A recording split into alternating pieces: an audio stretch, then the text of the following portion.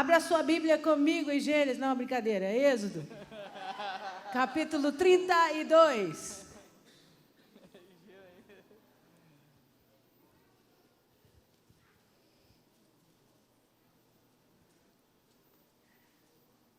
Podia ter deixado eles abrirem, né? Valeu depois, no final do culto. Podia abrir todo mundo em Gênesis e botar ali. Pegar a igreja inteira de uma vez. Êxodo 32, vamos ler o verso primeiro.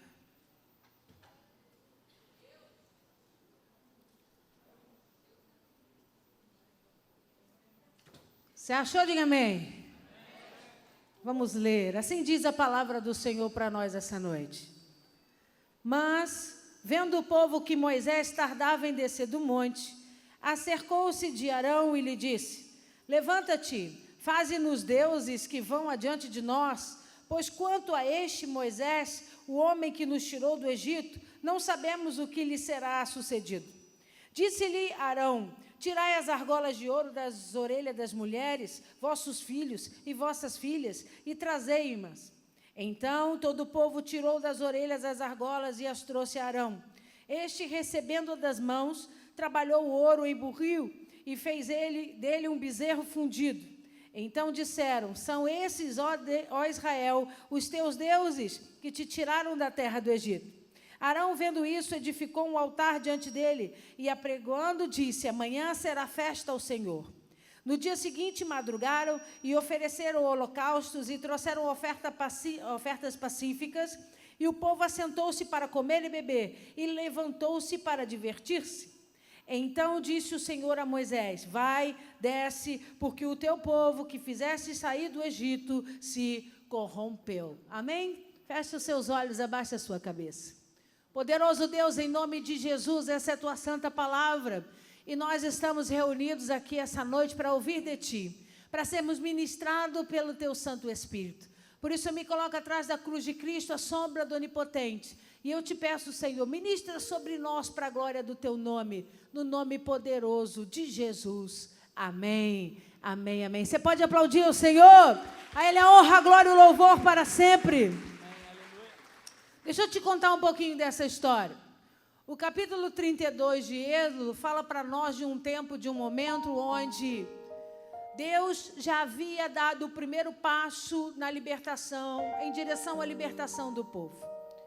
Você sabe, o povo hebreu ficou preso como escravo durante muitos anos no Egito. Até que, em um determinado momento, Deus disse que bastava, que aquele tempo havia chegado ao fim. Deus ordena, então, que se levantasse um líder, um homem para guiar aquele povo. Deus chama Moisés para participar dessa liderança. Trabalha a vida de Moisés por 40 anos, para que ele estivesse pronto e habilitado para essa difícil missão. Por que difícil missão, pastora? Porque não é fácil conduzir milhares e milhares de pessoas. É difícil ser referencial de autoridade para um grupo tão grande de homens, mulheres e crianças. Mantê-los debaixo de confiança, mantê-los de forma organizada, obedecendo às ordens de Moisés. Isso é um desafio muito grande. Você tem célula, sabe o que eu estou falando. Você não consegue dar conta de 3. Você imagina milhares e milhares de hebreus saindo do Egito. Então, Deus passa 40 anos treinando Moisés, fortalecendo a vida dele para que ele entendesse que esse momento era um momento muito especial. Deus dá ordem a Moisés para que ele ensinasse o povo a se preparar, e você conhece a história. O povo se prepara, mata o cordeiro, passa o sangue sobre os umbrais, o anjo da morte se aproxima, não pode entrar. Eles então celebram a Páscoa e ali é o último dia. Saem correndo, né? A Bíblia diz, apressados para o início da caminhada de libertação. Quando eles chegam diante do Mar Vermelho, o primeiro grande desafio, um sentimento de que não valeu a pena ter participado de toda a preparação, ter participado de toda aquela noite de preparação, porque eles correram tanto para chegar diante de um mar fechado. E, para surpresa deles, a autoridade de Deus faz o mar se abrir. Aquelas milhares de pessoas atravessam com seus pés enxutos 2 paredões de águas congelados. O original diz para nós que as águas talharam quando o sopro de Deus veio sobre as águas. A água abriu e talhou, congelou. Ficaram 2 paredes de águas paralisadas pelo gelo. Por isso que eles tiveram a madrugada toda para atravessar de forma tranquila. Quando o sol começou a nascer, o calor do sol começa então a derreter as paredes de gelo. E aí despenca toda aquela parede de água sobre o povo, os cavaleiros, os carros de Faraó que estavam na perseguição. E aí começa a entrada do deserto, a morada no deserto. Deus disse que não seria fácil, mas que isso era só um pedacinho da trajetória, para que ele chegasse ao tão sonhado lugar de Deus, a terra prometida. Nesse deserto, Deus então precisa organizar o povo. Deus precisa que as coisas fiquem da forma como Deus gostaria. A primeira delas, você lembra muito bem, falamos há 2 domingos atrás. Deus desce no monte Sinai e fala com Moisés e dá a Moisés as leis, dá a Moisés a Torá, dá a Moisés os ensinamentos. Começa a dizer para Moisés, vamos organizar o povo, porque debaixo de lei vai ser mais fácil para que eles sigam, para que eles obedeçam. E ali Deus começa a trazer uma organização para que eles não se percam. Deixa eu começar a pregar para você nessa noite, na autoridade do nome de Jesus. Toda vez que Deus está nos levando a lugares novos e a lugares que são resposta da promessa de Deus, o deserto, até o deserto precisa estar debaixo de ordem. Ninguém chega à terra prometida passando por um deserto de qualquer jeito, porque a obediência no deserto é fundamental para o teu sucesso na terra prometida. Então, Deus começa a organizar as coisas para que eles obedeçam e não percam tempo e cheguem logo no lugar que Deus tinha para eles. O problema é que nesse intervalo, a impaciência roubou a bênção desses homens. E logo após isso, no capítulo 32, eu quero me atentar a um personagem que foi muito importante. Arão. Arão não era um homem comum. Arão esteve presente em basicamente todos os milagres que Deus fez. Durante todo o período no Egito, quando Deus leva a Moisés para que começasse a obra, começasse a libertação do povo, Arão foi um personagem principal e importantíssimo. Arão esteve tão perto de Moisés. Arão passou por todas as pragas junto de Moisés, todas as pragas que chegaram até o Egito. Arão esteve presente. E algumas delas, Arão foi principal, era o cajado de Arão, que era usado para começar essas dores, as pragas. Arão estava presente de uma forma que é impossível você contar hoje a história de Moisés sem relatar Arão. A Bíblia vai nos dizer que Arão esteve perto de Moisés em todo o tempo. Arão viu coisas e praticou coisas que não posso relatar Arão como um homem comum. Ele passou junto pelas 10 pragas. Ele caminhou para a libertação do Egito. Na abertura do Mar Vermelho, como a pastora citou, ele estava lá passando pelo Mar Vermelho. Ele viu sinais e maravilhas e prodígios que Deus fez com total autoridade. E ele participou dessa forma, estando bem presente, bem perto. Arão estava o tempo inteiro como Moisés. É praticamente impossível você destacar Arão de perto de tudo aquilo que Deus fazia com Moisés. Ele estava presente. E algumas vezes Deus dava ordem a Moisés e falava assim, fale a Arão. O que eu quero destacar para você, que ele não era um homem comum. Ele era um homem de autoridade. Depois de Moisés, ele era referencial para toda a congregação. Depois do Mar Vermelho, Arão contemplou a água saindo da rocha. O maná que caía do céu para alimentar o povo, Arão estava presente. E as ordens que Deus falava com Moisés, Arão também estava presente. E o que eu quero dizer para você nessa noite? Que você enxergue Arão como um homem forte na presença de Deus. Que você enxergue Arão como um homem experimentado dos milagres. Que você enxergue Arão como um homem um profeta, que você enxergue Arão como um homem que também estava próximo a Deus e obedecia a Deus em todos os detalhes. Arão estava tão perto que algumas coisas que Deus dava para Moisés, Deus fazia questão de compartilhar com ele. Então veja Arão dessa forma. O que é importante você entender nessa noite é que a quantidade de experiência que você tem, a quantidade de vezes que você participou de milagres e de sobrenatural nunca determinarão a sua vitória ou o seu posicionamento diante de Deus. Amém. Pergunta para mim, por quê, pastora? Porque nada disso vai servir se você não permanecer. Arão viveu tudo que Moisés viveu. Compartilhou de perto. Deus levanta Arão como um cooperador fundamental em toda essa estratégia, junto com Moisés. Ele estava ao lado, cooperando, servindo, ajudando, viu com seus olhos, experimentou dos milagres, mas nada disso impediu Arão de fazer a besteira que ele fez no capítulo 32. Por quê, pastora? Porque você precisa entender de uma vez por todas, as nossas experiências só servem para nos amadurecer, mas não determinarão o nosso fim. Amém. Não determinarão quem nós seremos daqui a alguns anos. Por isso que você conhece muita gente que já foi muito grande em Deus e hoje não é nada. Muita gente que já viveu. Como é que pode, pastor? O fulano estava lá quando o milagre aconteceu na frente dele. O fulano participou da libertação. O fulano experimentou o poder de Deus. Deus virou a vida dele de cabeça para baixo. Como pode hoje essa pessoa voltar a fazer coisas que desagradavam o coração de Deus? Porque experiências não firmam pessoas.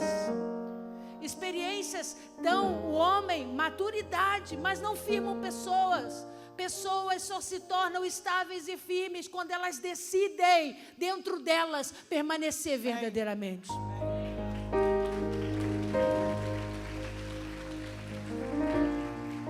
Aí lê comigo aí o 32, versículo 1. Vendo o povo que Moisés tardava em descer do monte, chegaram-se então a Arão e lhe disseram: levanta-te e faze-nos deuses que vão diante de nós. Porque a este Moisés, o varão que nos tirou da terra do Egito, não sabemos o que lhe aconteceu. Arão começou a ser pressionado. E o que levou o povo a começar a pressionar Arão? A primeira coisa que começou a pressionar Arão é a ausência de Moisés. Aí a primeira pergunta que eu começo a fazer para você hoje é: quem é você na ausência do seu líder? Quem é você na ausência dos seus pastores? Porque a ausência de Moisés mostrou como é que estava o povo. A ausência de Moisés levou o povo a ignorar tudo que tinha passado, tudo que tinha visto, os milagres, para começar a pressionar Arão e exigir coisas dele que Arão sabia que era errado. Então a ausência de liderança é a primeira coisa. Você precisa entender uma coisa: na vida com Cristo, o seu líder não vai estar com você 24 horas por dia. Os seus pastores não vão estar com vocês 24 horas por dia. Sabe quem está com você 24 horas por dia? E você não pode se esquecer de quem está com você 24 horas. Porque quando você não esquece, você pensa nele antes de fazer qualquer tipo de coisa errada. Arão começou a ser pressionado. E uma coisa que me chamou a atenção, depois que as pragas chegaram até o Egito, e o povo começou a caminhada, a saída do Egito, começou a caminhada até a terra prometida, a Bíblia deixa bem clara, eu vou abrir aqui só para não parecer que é de mim, em Êxodo 12, 37, só para que você entenda o que eu estou falando. 12, 37 vai dizer assim: os israelitas saindo do Egito, partiram os filhos de Israel de Ramsés para Sucote, a cerca de 600.000 homens a pé, sem contar as crianças. O 38, subiu também com eles grande mistura de gente, além de ovelhas e muitíssimo gado. Primeira coisa. A segunda coisa, além da ausência de Moisés, que começou o povo a pressionar a Arão, foi olhar para trás e lembrar das raízes do Egito.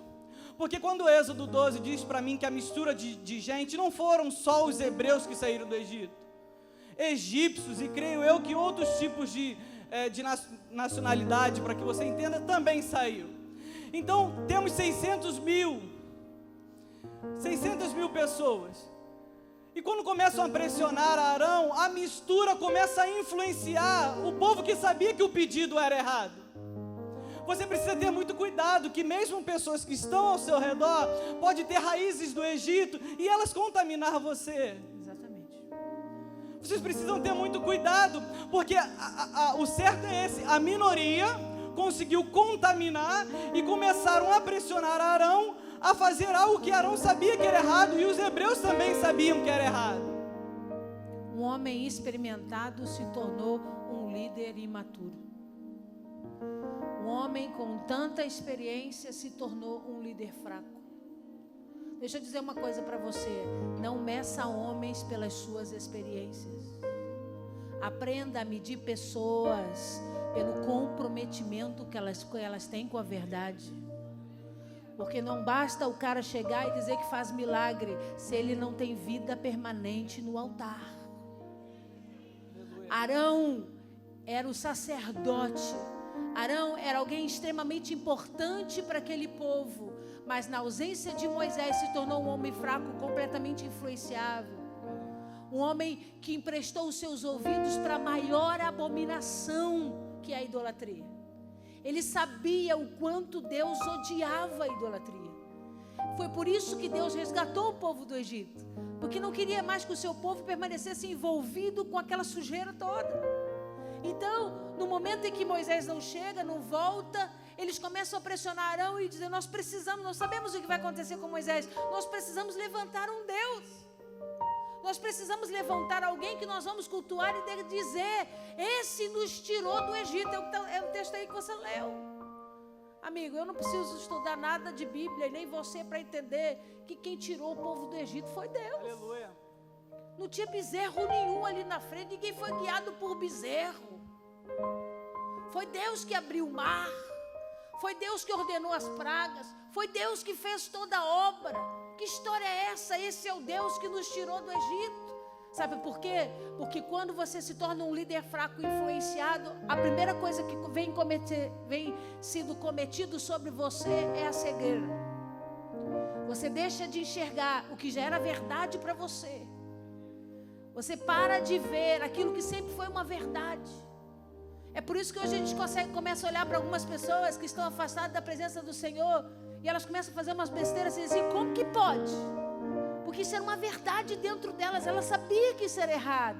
Isso foi ensinado, isso foi pregado, nós mostramos isso, aprendeu, mas parece que cegou de novo. Parece que está bloqueado de novo. Entra o espírito do nada a ver. Foi o que pegou em Arão.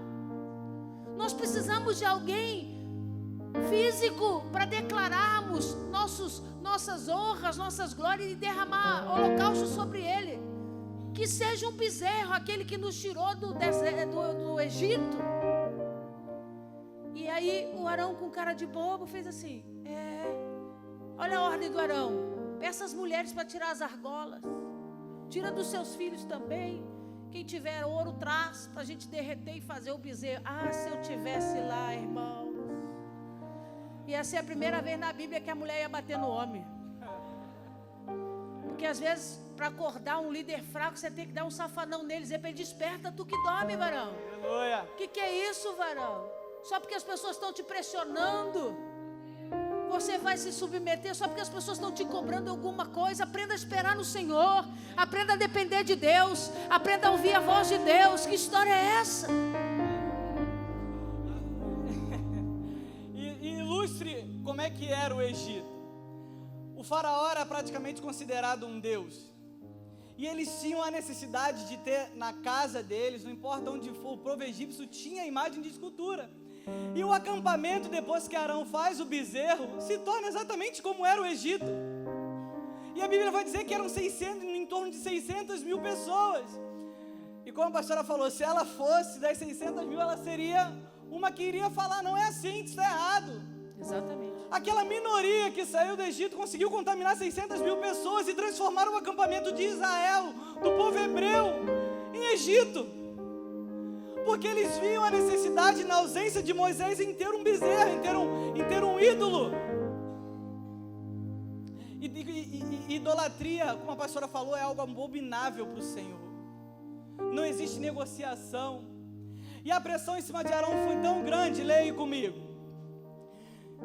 De novo, o primeiro: vendo o povo que Moisés tardava em descer do monte, achegaram-se então a Arão e lhe disseram: levanta-te e faz-nos deuses que vão diante de nós, porque a este Moisés, o varão que nos tirou do Egito, não sabemos o que lhe aconteceu.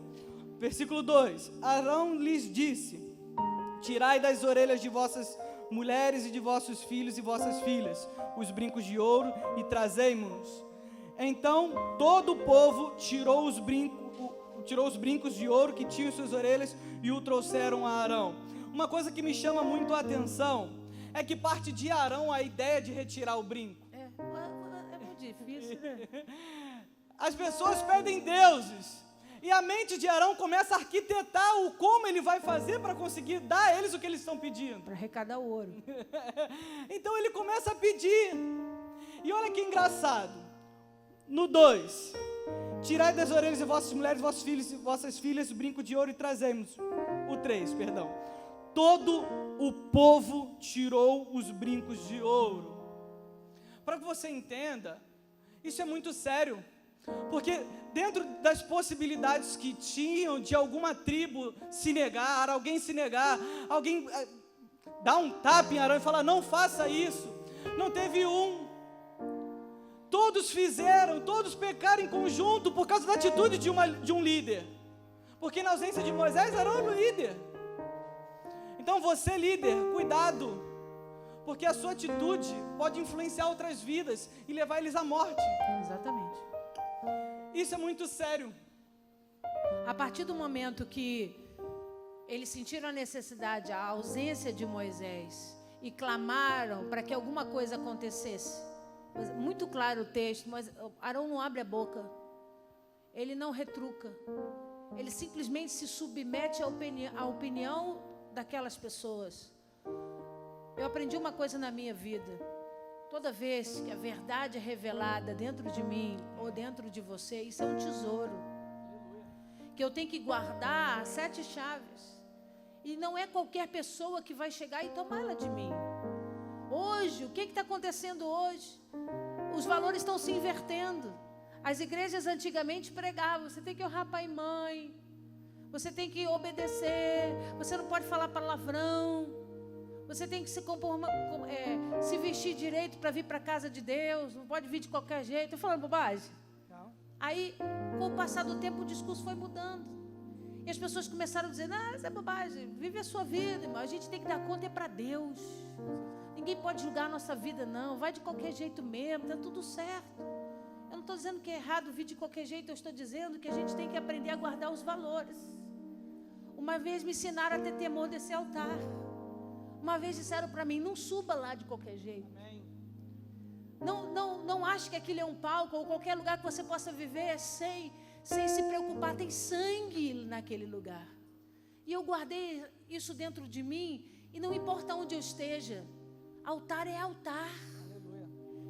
Eu tenho que aprender a respeitá-lo, eu tenho que aprender a honrá-lo. Eu não vou subir se eu não estiver bem diante de Deus. Não posso achar que isso aqui é um espaço comum, onde a gente dança, onde a gente toca. Porque eu não sei dos outros lugares, eu não posso responder por lá, mas eu vou responder por aqui. Não fica não, varão. Porque a hora que a gente sabe, a gente faz um sinalzinho de varão, senta um pouquinho. Até você entender que lá não é palco, nunca será. Amém. São segredos que a gente aprende a guardar dentro da gente.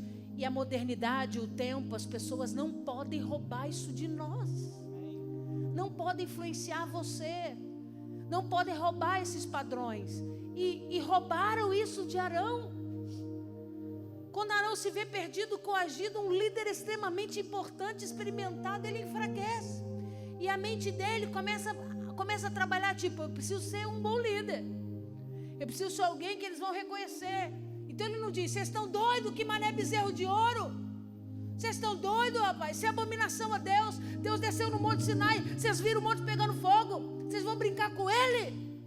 Vocês vão arrumar briga com o homem? Vocês não têm juízo, não? Não. A ideia do Arão: tive uma ideia brilhante. Ó, o Espírito desceu aqui agora, estou todo arrepiado. Vamos resolver isso rápido. É só tirar as argolas das mulheres, das crianças, dos homens. Vamos juntar o ouro para fazer o bezerro. Que ele estava preocupado em ser aprovado pelos homens. E não ser aprovado por Deus. Aleluia. Não, merece dar uma salva de palmas, aleluia. Aleluia. E são princípios que não importa se você está dentro ou fora do templo, da igreja. Você sabe o que é certo e você sabe o que é errado. E quando você conhece a palavra, você sabe o que em Deus é certo e o que em Deus é errado. Se você hoje vê o Gustavo, você sai da igreja, agora você vê o Gustavo pulando, dando calote no BRT. Eu espero não ver, não. Mas aí, ele é seu colega da igreja, ele vai influenciar porque ele fez, você vai poder fazer? O errado é errado. Dentro da casa do Senhor não é diferente, o que é certo, o errado é errado. A gente conhece um Deus de sim, sim, não, não. Não existe meio termo. Isso é muito importante que você entenda. Os seus princípios, eles não podem ser quebrados. O que Deus falou com você não pode ser alterado. Você não pode quebrar isso em você. Isso é seu, exclusivamente seu. Vamos lá. Versículo 5. E Arão, ao ver isso, edificou um altar diante do bezerro. Arão apregou e disse: amanhã será festa ao Senhor. Arão já estava completamente cego. O Arão que viu tantos milagres, que era tão experimentado, estava completamente fora de si, era irreconhecível. A gente não consegue imaginar hoje passar por tantos milagres, tantas experiências com Deus, ver tanta coisa, chegar tão próximo, tão íntimo. E por causa da pressão do povo, você ceder a todos os seus princípios, tudo aquilo, só porque o povo está te cobrando respostas. Exatamente. Você vai sentir pressão durante a sua vida inteira. E pode não ser somente na igreja, porque você se tornou um líder, porque você é um ministro de louvor. Na vida é assim. Pessoas no seu trabalho vão te pressionar. As contas que você tem no dia a dia vão te pressionar. E aí, se você ceder, o que você faz? O que você faz com as pressões que acontecem no dia a dia? O patrão que te cobra o dia inteiro, que quer resultado, que quer que você faça mais, o que você faz? Ah, eu não quero mais, vou embora. Não é assim. Voltando para a história, Arão faz o altar e o bezerro. Deus avisa a Moisés: ó, o teu povo se corrompeu, desce. Deixa eu só colocar um detalhe aqui. O bezerro ou o boi era uma representação de um Deus, representava a fecundidade, tinha um símbolo muito forte masculino. E também, por muitas vezes, esse animal representou Baal, né, o símbolo de Baal. Então, eu quero que você observe o segredo que está escondido aí no texto. Ele diz assim, ó: Arão, vendo isso, edificou o altar diante dele, apregoando, e disse: amanhã, diga amanhã, será a festa ao Senhor. Ao Senhor está com letra minúscula ou maiúscula? Então, o Arão disse assim: não, amanhã nós vamos fazer a festa para Deus. Amanhã nós vamos fazer a festa para Iavé. Amanhã nós vamos ser... Amanhã. Hoje nós vamos cultuar o bezerro. Aí acompanha o próximo versículo. No dia seguinte madrugaram e ofereceram holocaustos e trouxeram ofertas pacíficas, e o povo assentou-se para comer e beber e levantou-se para divertir-se. Divertir-se, esse verbo no original viver perversão sexual. Então, olha o que eu vou te dizer. A intenção veio, Arão cedeu, pegou o ouro, fez a idolatria. Quando ele permite criar a idolatria, o espírito que estava sobre aquele animal, sobre aquela imagem, veio sobre todo Israel. Espírito de prostituição. O espírito que se escondia atrás da figura do bezerro ou do touro, que também por muitas vezes foi representado por Baal. Imediatamente a maldição se instaurou. Deixa eu dizer uma coisa para você. Quando você se torna cativo a pensamentos e opinião das pessoas, e você começa a ceder, o espírito que está rodeando já entra. Não tem para onde correr. O espírito veio, se apossou. Eles começaram a beber, eles começaram a farrear e começaram a ter perversão sexual durante toda a madrugada. Uma pequena oportunidade mudou a realidade do campo do povo de Israel. Ficou tão feio, que Moisés estava lá no monte e Deus fala assim para ele: para um pouquinho, vamos parar nossa conversa aqui, desce, porque o negócio está feio lá embaixo. Desce porque eu não reconheço mais o meu povo. Desce porque o que eles estão fazendo é uma vergonha para mim. Desce porque o que era para estar se organizando para crescer, o que era para estar se organizando para romper, está se consumindo em destruição por conta da idolatria. Toda vez que você desobedece uma ordenança de Deus, toda vez que você é contaminado a fazer aquilo que Deus não quer, você começa a viver experiências que não agradam o coração de Deus e que cada vez mais te afastam da presença do Senhor. Depois disso, Moisés desceu. E no primeiro momento que Moisés se depara com um povo daquela forma, com um altar, com um bezerro, Moisés tem uma atitude de ira. Moisés pega as tábuas dos 10 mandamentos e lança elas e elas se quebram. E logo depois Moisés, ainda irado, ele pega o bezerro, tira do altar e lança no fogo. Mas o que eu quero que você entenda hoje, e eu quero que você preste muita atenção na atitude de como Arão estava. Porque a fala de Arão já tinha tirado toda a identidade de Deus na vida dele. Presta bem atenção no versículo 21. E disse Moisés a Arão: que te fez este povo, que trouxeste sobre ele tão grande pecado? 22. Olha como é que Arão já estava falando. E Arão respondeu: não se acenda a ira de meu senhor. Tu conheces o povo que é inclinado para fazer o mal. Pois me disseram: faze-nos deuses que vão diante de nós, porque a este Moisés, o varão que nos tirou da terra do Egito, não sabemos o que lhe aconteceu. E eu lhes respondi: quem tem ouro, tirai-o. E deram-no e lancei no fogo, e saiu este bezerro. A fala de Arão já em si mostra que não havia mais a identidade de Deus nele.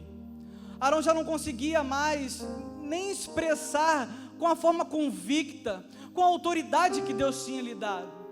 E eu pesquisando sobre identidade, eu já contei isso para minha esposa, para alguns líderes que estavam comigo. Tem uma história que ela falou muito no meu coração. Alguns negam a veracidade dessa história, mas outros dizem que ela é verídica. Leonardo da Vinci, todo mundo conhece, o pintor.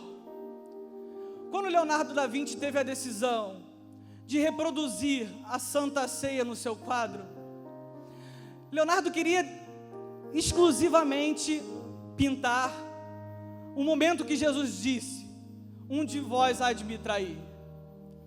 E ele queria pegar pessoas que representassem cada personagem. E no monastério na Itália, ele pegava cada jovem do monastério, pegava Pedro, que era um pouco mais velho, e pintava. E assim sucessivamente. Mas tinham dois personagens que Leonardo da Vinci não conseguia reproduzir: Jesus e Judas. Quem seria um homem com um rosto tão honroso para que Leonardo da Vinci conseguisse reproduzir Cristo? E qual seria o homem com um rosto que expressasse o horror, que se expressasse, sabe, a escuridão? Os anos se passaram. Leonardo da Vinci estava em Roma, e no monastério ele viu um jovem que era orquestra, como é que eu... Maestro, regente, obrigado, sabe muito. Ele era o regente, e a forma como ele conduzia, que ele regia essa orquestra, era espetacular, era fantástico. Todos conheciam aquele jovem. E depois de anos, Leonardo da Vinci fala: esse é o jovem que eu posso reproduzir Cristo no meu quadro.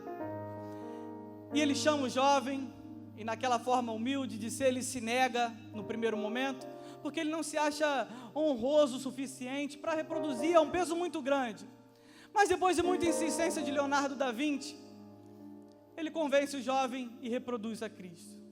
Faltava um personagem, um único personagem, Judas, que anos ele não conseguia encontrar.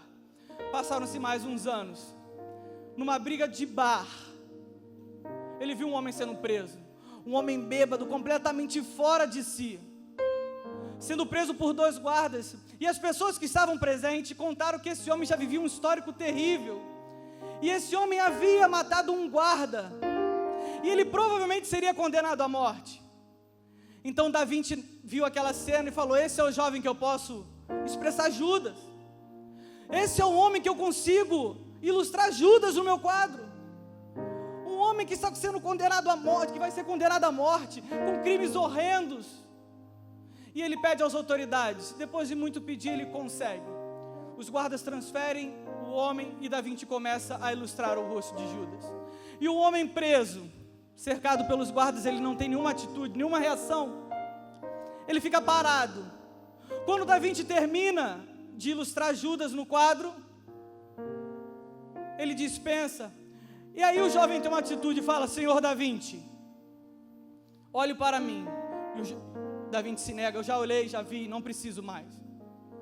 E isso é muito, muito impressionante, porque ele insiste, e Da Vinci se nega, até uma hora que ele se exalta e grita e bate as correntes que ele estava preso, fala: Senhor Da Vinci, olhe para mim, você não me reconhece? Da Vinci olha para aquele homem e ele fala: eu não te reconheço. Aquele homem falou: eu sou o jovem que alguns anos atrás o Senhor ilustrou Cristo através da minha imagem.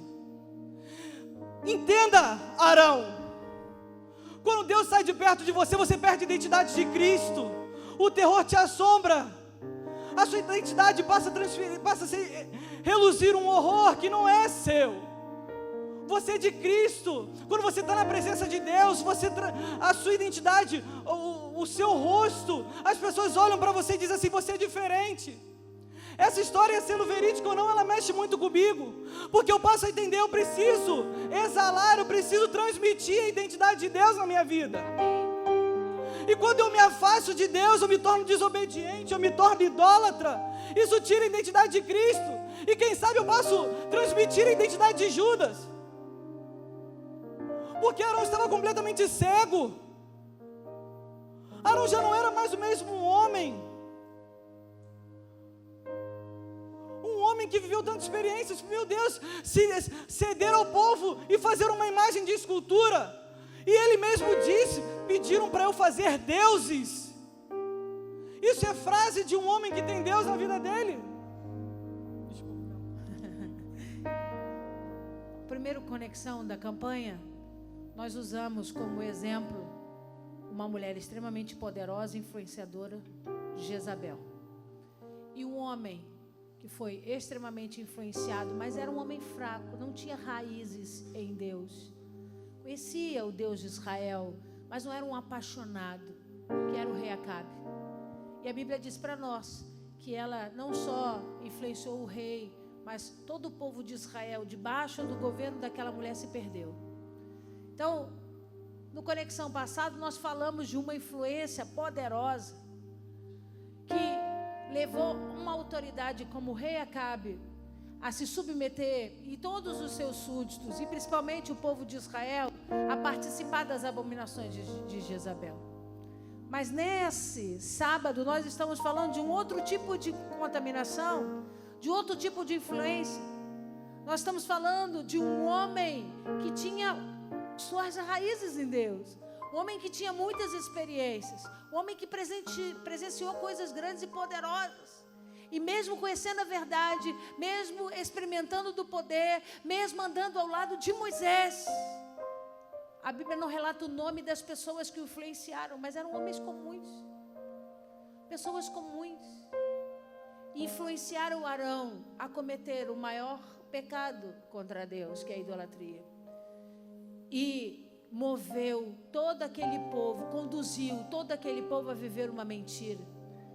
Deixa eu dizer uma coisa para você, nessa noite, a minha preocupação é, Você pode ter passado sábado retrasado aqui e ter dito: ah, pastora, Jezabel não tem poder na minha vida, porque eu não sou um Zé Mané como Acabe era. Eu conheço Deus, pastora. Eu tenho experiência com Deus, pastora. Eu já vi Deus operar na minha frente. Deus fala comigo face a face. Eu tenho histórias poderosas para contar, pastora. Eu não sofro esse tipo de influência que Acabe sofreu, porque ele era um fraco. Mas olha você hoje se comparando a Arão. Eu sou um homem que seguiu um grande homem de Deus. Aprendi tudo o que eu sei, cresci no conhecimento, na experiência. Meus olhos viram o poder, meus olhos viram a manifestação da glória. Eu experimentei de tudo um pouquinho. E a minha pergunta para você é: e aí? Porque não basta ser experimentado, não basta ser reconhecido como homem de Deus, não basta ser discípulo de um grande homem, se qualquer mariquinha chega do teu lado e te influencia a fazer o que é errado. Se qualquer Zé Bobão chega do teu lado e diz para você: vamos fazer outra coisa, vamos inventar coisas novas, e você não consegue dizer não, você não consegue se posicionar, você não consegue defender a verdade que habita em você, desculpa, não tem diferença entre você e o Arão nessa noite. Não tem diferença, porque um homem que era para ser escrito como referência em todo o Antigo Testamento envergonhou o nome de Deus, porque a influência levou ele a fazer mal às pessoas. O mal veio sobre toda a tenda, sobre toda a habitação. O espírito de prostituição tomou os israelitas. Uma confusão danada aconteceu. Olha bem o que eu estou te dizendo. Cuidado, porque você é líder. Um passo em falso, você leva muitas pessoas junto com você. A sua decisão errada, o seu posicionamento errado, o poder de influência que pode vir sobre você, destrói vidas. O que nós estamos tratando nessa noite é fortalecer essa geração para entender que nós não somos aqueles apenas que confessamos com nossa boca, cremos com o coração e vivemos o verbo. Vivemos Deus dentro de nós. E pode ser quem for que chegue do teu lado e comece a dizer coisas para você. Amigo, guarde a tua verdade como um segredo de 7 chaves. Respeita o teu irmão, diga para ele: eu te respeito, meu amigo, eu amo você, amo a sua vida, mas ninguém vai tomar o que Deus me deu. Aleluia. Ninguém vai roubar de mim o que Deus me deu. Essa verdade ninguém vai tomar de mim. Não, porque eu vou fazer, você vai ficar aí sozinho, porque eu vou viver, você vai ficar aí sozinho. Você vai dizer para ele: desculpa, querido, eu vou ficar aqui, porque eu não vou ser responsável pela minha destruição e pela destruição dos outros que vão estar de olho na minha vida. Você entendeu o que eu estou dizendo? Vira para esse irmão do seu lado e diga para ele: deixa eu te fazer uma pergunta essa noite. Diga para ele: você é Arão? Deixa ele te responder aí. Eita. E isso é muito importante, muito sério, porque a consequência do que Arão fez levou à morte de 3.000 homens. Porque o salário do pecado, não tem para onde correr. Só que antes da morte vem a vergonha. E às vezes você fica pensando assim: eu estou fazendo as coisas erradas, ninguém está vendo, está tudo certo. Você devia ter medo de quem vê. Porque a Bíblia diz que Ele vê e vê todas as coisas. Você não devia ter medo de esconder de pessoas. Você devia saber que Ele vê.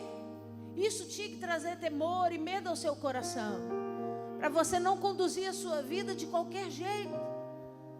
O preto no branco veio para ensinar essa geração que nós não somos homens vendáveis, não somos mulheres que emprestam seus ouvidos para seguir a opinião dos outros. Temos a verdade dentro de nós, vamos brigar por ela, porque seremos uma geração descontaminada. Cristo olha para nós e espera de nós uma noiva forte, fiel, bem estabelecida e preparada. Homens que vão de acordo com a opinião de homens não estarão vinculados à noiva do Senhor.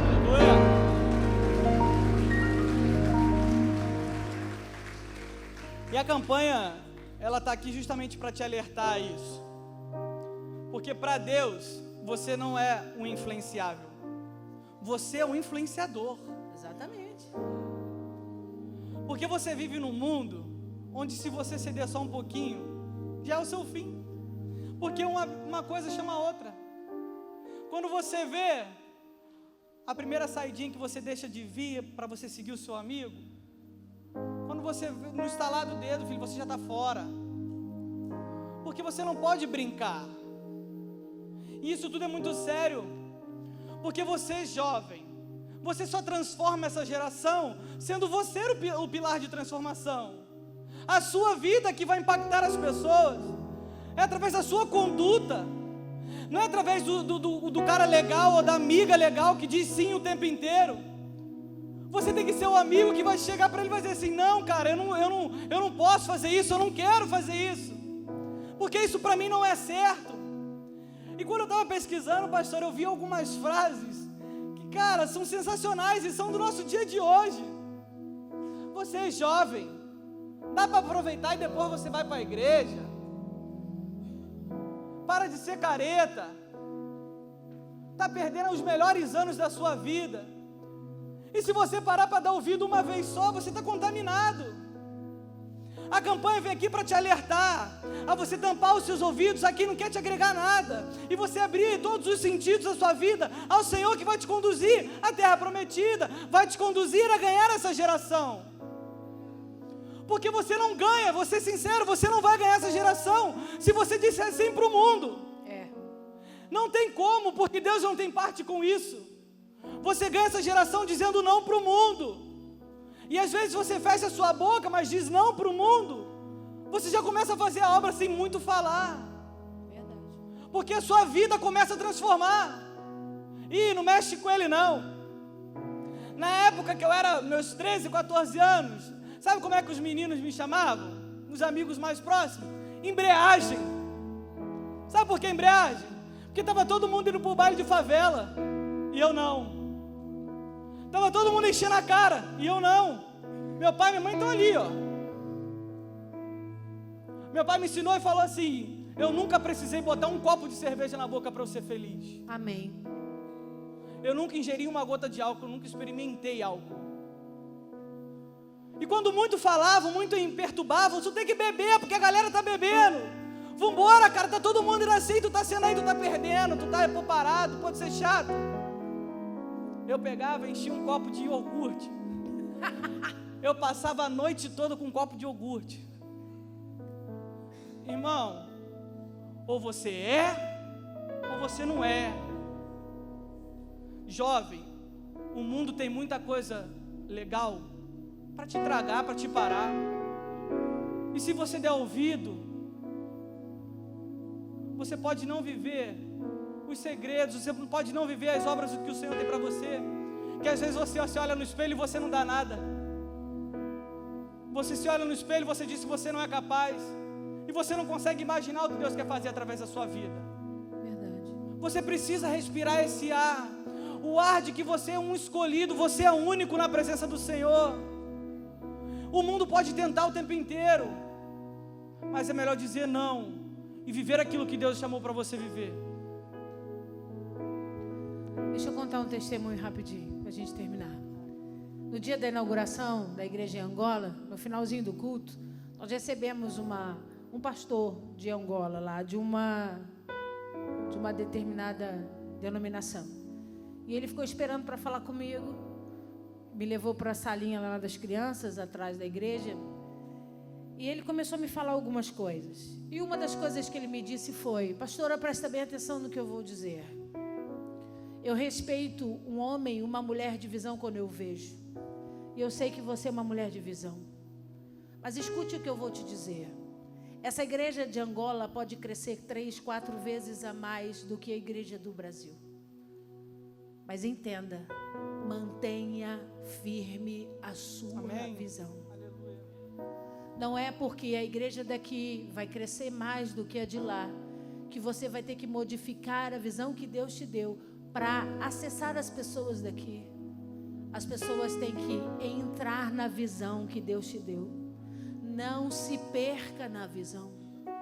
E ele dizia para mim: entenda, Deus te deu Isso ficou latejando dentro de mim, porque eu conheço muitos pastores que me ensinaram, que passaram pela minha caminhada, que eu vi pregar coisas poderosas e hoje não vivem mais.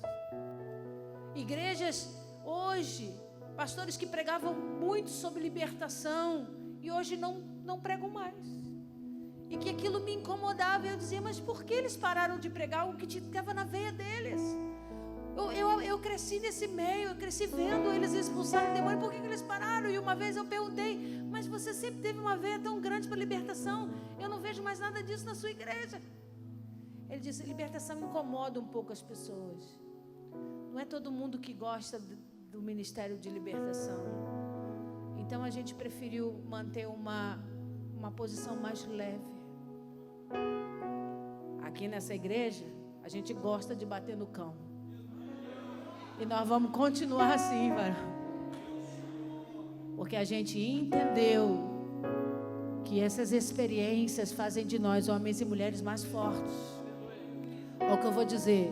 Da mesma forma que aquele pastor angolano disse para mim, não perca a sua visão, eu vou ministrar sobre você hoje. Não perca o que Deus já te deu. Só você sabe. Quando bota a sua cabecinha no travesseiro, o que Deus te disse, o que Deus ministrou, o que Deus falou que ia fazer. É essa voz que você tem que guardar dentro de você.